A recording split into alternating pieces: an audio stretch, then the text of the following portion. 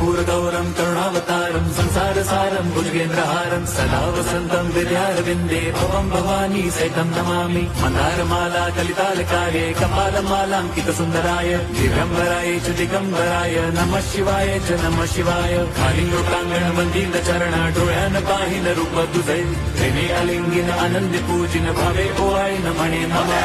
त्वमेव माता पिता त्वमेव बन्धुश्च सखा त्वमेव विद्या द्रविणं त्वमेव सर्वं मम देवदेव। कायेन वाचा मनसेन्द्रियैर्वा बुद्ध्यात्मना वा प्रकृतिस्वभावात् करोमि यद्यत् सकलं परस्मै नारायणायेति समर्पयामि। अच्युतं केशवं रामनारायणं कृष्णदामोदरं वासुदेवं हरिं श्रीधरं माधवं गोपिकावल्लभं जानकीनायकं रामचन्द्रं भजे।